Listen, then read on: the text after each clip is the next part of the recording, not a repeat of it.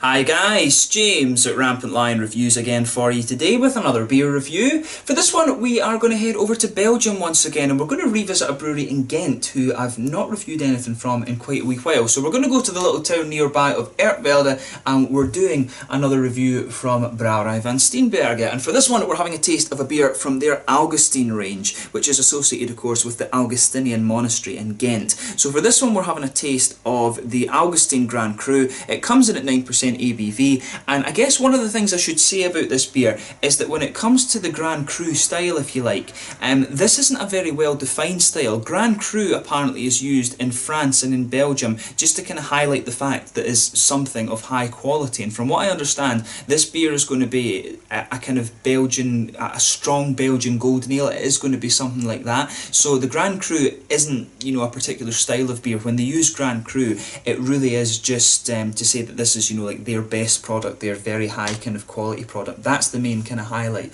of anything that says Grand Cru, to be honest. From what I gather, you'll see it on cheeses and chocolates and things like that. So yeah, it should be a really interesting beer, this one. I think it's the first beer that I've reviewed on the channel for you that's been labelled as Grand Cru, and that was one of the reasons why I got this one, because I was interested to see if it was a different style or something like that. But it should be a really interesting beer, and as always I hope you guys enjoy my take on it. So anyway, as is usual with my reviews then, I'll tell you a little bit about the brewery. I'll tell you a little touch about the monastery in this one as well, since it is kind of an abbey beer, this. But if you want to get straight to the tasting, just fast forward. All the usual links are in the description below. That's the brewery website, the link to my other reviews that I've done from Brouwerij Van Steenberge. Hopefully I can review a few of the others in the near future. There's all the usual social media. If you want to see more beer reviews, do please consider subscribing to the channel. The whole channel, of course, has a geography based tagging system, so you can go into the homepage and search for beer based on country, city, state, county, prefecture, whatever it is you're interested in.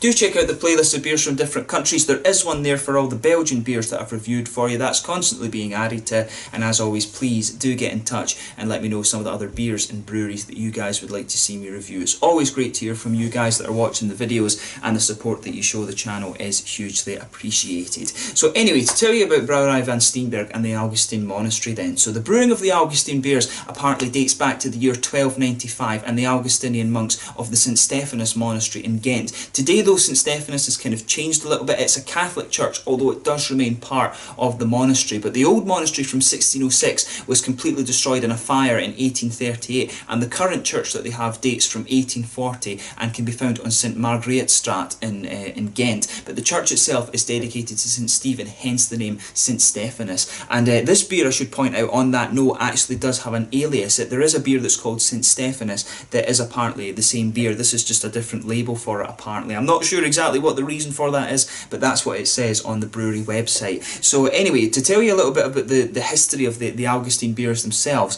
in 1978 the monks actually sought a partner to brew the beers, and they chose Brouwerij Van Steenberge since this was actually quite close to their monastery, and the beers were tweaked and played with over the next couple of years and then relaunched in 1982. So Brouwerij Van Steenberg is located in Ertvelde, and the history of this company goes back to 1784, and it was founded originally by Jean-Baptiste de Bruin under the name de Peer. But upon his death, his wife Angelina continued the brewery and then passed it on to her cousin Joseph Scherfo, and his daughter Margaret married Paul Van Steenberge, who was a professor of microbiology at the Ghent Brewing School, and he took charge of the brewery following the First World War. He was a businessman though, and he also had a political career. Apparently he was the mayor of Ertvelde and then a senator in the Belgian parliament, but he was basically a businessman, and much to his wife's kind of distaste, if you like, he put the brewery into a cooperative to cut costs, but she saw this as a sellout, having inherited the brewery from her father. However, their son Joseph actually inherited her passion for brewing, and he took over the brewery when his father died in 1962 and really began to focus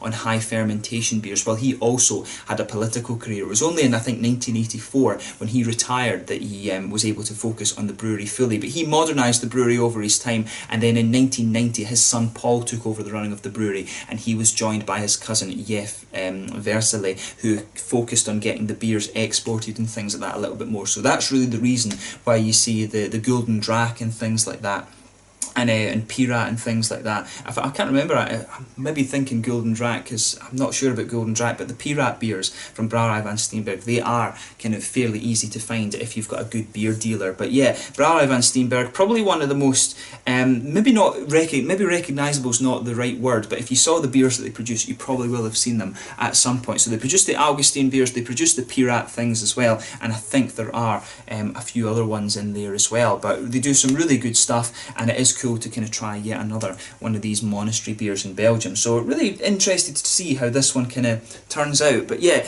there you can see, there's the artwork on the front of the beer with this one. All of the beers from the Augustijn range, incidentally, are quite similar with their labels. They're just different colours, and I think some of the graphics are slightly different as well. There you can see the Augustijn on the bottle cap as well. And on the back here it says, oh no, it's in French and Dutch, so I'm not going to attempt to read that, but it just says that since 1295, the Augustinian monks have brewed their beer with the traditions of the Augustinian fathers, paters, which I'm guessing is like the monks. This authentic monastery beer is something. It's got a nice bitterness.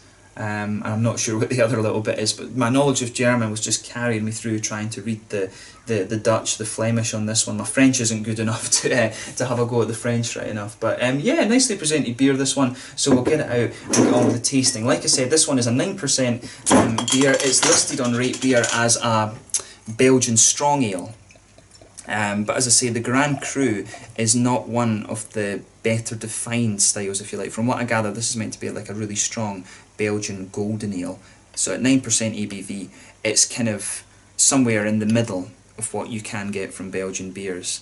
So yeah, we'll leave the last little bit of it in just now. We'll just let the head settle before we get the last of that in. But as you can see, this beer has poured a really kind of crystal clear, bright golden colour. There's a solid, 2.5 fingers of frothy, I would say slightly creamy coloured head, but although I think if it was a bit smaller it probably would appear perfect white. You can see there's one or two big bubbles sticking towards the side of the glass, quite a few little ones heading up towards the bottom of that head there, but you know, overall it does look really quite nice actually. It looks pretty much kind of as you would expect. But yeah, nicely presented beer, this one. As I say, the Grand Cru isn't one of the more well defined styles, if you like, but it does look like a pretty nice beer, we can say that about it. So let's take a closer look at the aroma then and just see how we get on with this one.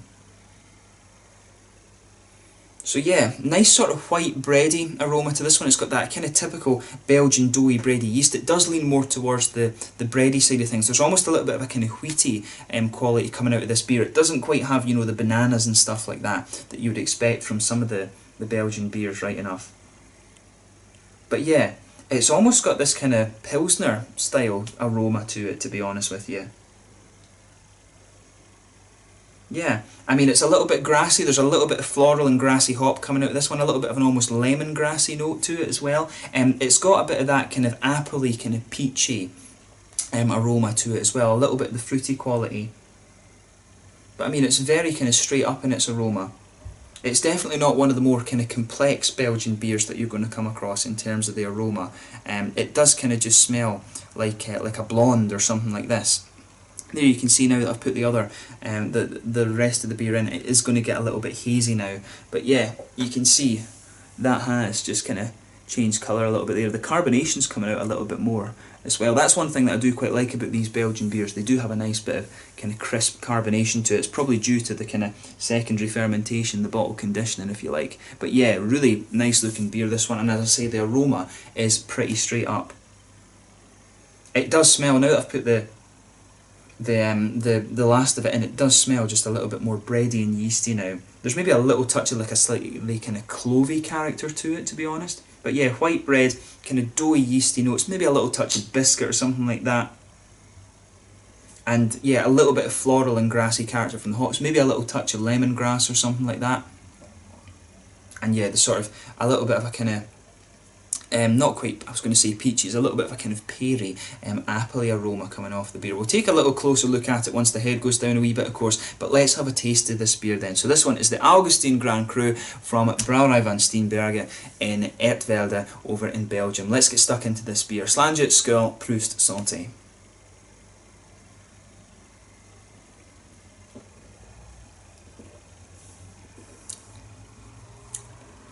Ooh, that's quite nice actually. I do like how that kind of comes across. It's quite a bit more fruity than I was expecting from the aroma. There's a lot more fruit coming out of this beer in the flavour than you would think from the aroma.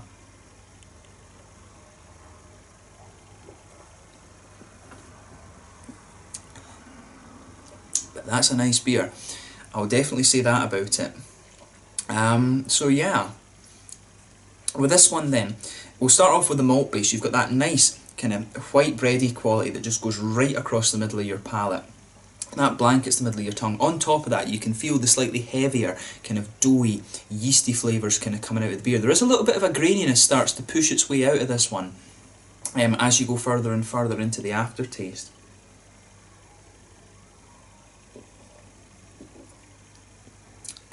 But yeah, there's definitely a bit of sweet caramel down the middle of your palate. As you move further into the aftertaste, it becomes a little bit more biscuity, I would say.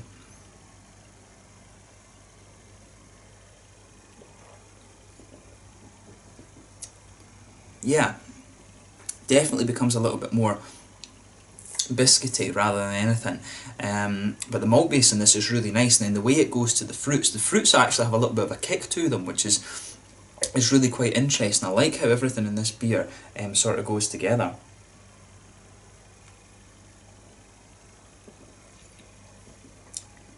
Yeah, I do like this. I like how this beer, I just like how everything goes together in this beer. It is really, really nice. So yeah, in terms of the hoppy side of the things then, there's a little bit of earthiness in the back corners of the palate. It's quite a sweet earthiness though. There's a little bit of herbal quality in there as well, and as you come further forward along the sides of the tongue, you get a nice little bit of that floral aromaticity. Then round the front curve of the tongue, it's just a little bit lighter and grassy, and of course the fruity notes to the beer, they come out just behind the front curve of the palate as well. There's a lot of nice fruity quality to this beer.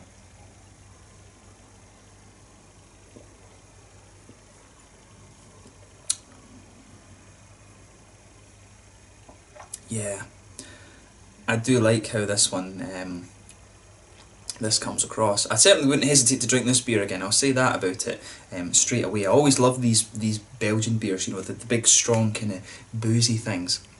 But yeah, this beer is quite interesting. For me, it's got quite an apricot-y flavour. As you go further and further into the aftertaste, it's kind of apricot-y. It does have something else in it though. I don't know if it's peach maybe?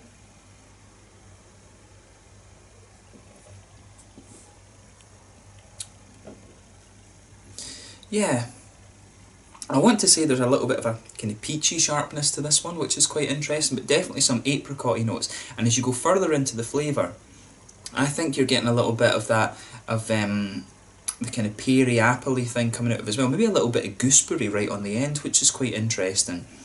The fruity notes to this beer are really nice. I just like how everything goes together in this one. So in terms of relating this to other beers, I mean, it's not quite as, it's definitely not caramelly enough to be a tripel, I would say. It's not quite the same as a tripel. It's definitely, it leans a little bit more towards the kind of bready side of things. It's almost like a really strong Belgian blonde beer, this one. It is almost just like that. It is just like a really kind of amplified Belgian style blonde beer. That I think that's probably a good way to describe this one. And that, to be honest, when I was reading up a little bit on the style and you know what kind of beer this one was, because it said it could vary a little bit, I was expecting just a really quite strong blonde ale from it, and my prediction I don't think was too wrong with this. It's really nice. In terms of the beer overall, like I'm saying, the malt base is quite bready. You've got a nice little bit of hoppy bitterness to it, but by no means is this beer going to kind of blow your head off in terms of IBUs. To be honest, you wouldn't expect a Belgian beer to do that. It's got quite a lot of fruitiness to it, this beer. The fruity quality does have a little bit of sharpness to it, which is quite nice. I do quite like that about this one. But overall, it's a really, really nice beer. I do need to try a few different Grand Crus and maybe highlight on the channel how this labelling, if you like, can change a little bit. I think that would be an interesting project for me kind of going forward. But yeah, in terms of the mouthfeel then, I would say probably full-bodied, this beer. Really quite a full-bodied beer. The carbonation, yeah, it's quite crisp, this one. It does smooth out the mouth a little bit, but there is a little bit of crispness to it. There's a little bit of an oily quality to the beer as well, which is quite nice. Nice little bit of juicy fruity character, like I was saying. The fruit does have a little bit of sharpness to it. It's not quite tart though, it's just a nice kind of fruity kick that you get from this beer. The malt base is really smooth. There is a little bit of a slightly caramelly, biscuity sweetness to this one, and then you've got a little bit of hoppy bitterness, like I was saying. Pardon me, but overall a really nice beer. I certainly wouldn't hesitate to drink this one again, and I do need to have a look at what else you can get in the Augustijn range. But literally when I was doing my order, I picked this one because I was thinking I hadn't reviewed a Grand Cru before. I didn't realise that it wasn't quite such a well-defined style. So I will try and get a few other breweries' Grand Crus for you over the next little while, and see what we make of those. But yeah, really interesting beer, this one, and I'm glad that I got to review it. So hopefully I can review more from Brouwerij Van Steenberg and the Augustijn range soon. So yeah, let's leave it at that. Once again, thank you for watching my beer reviews. Until the next time, please like, subscribe, share, all the usual YouTube stuff. Let me know your own thoughts on this beer in the comment section below. Let me know what your favourite beers are from Brouwerij Van Steenberg and from the Augustijn range, of course, as well. But thank you once again for watching, and I will catch you guys very soon. If you like your tripels, and I think you'll enjoy this beer. If you like your Belgian blondes, you'll enjoy this. Just be prepared for one that is a little bit stronger, but a really nice beer, and I'm glad that I got to review it. So until the next time, Slàinte just now, and I will catch you guys very soon. The Augustijn Grand Cru from Brouwerij Van Steenberge in Ertvelde in Belgium. Until the next time, Slàinte just now, and I'll catch you guys later. Skål.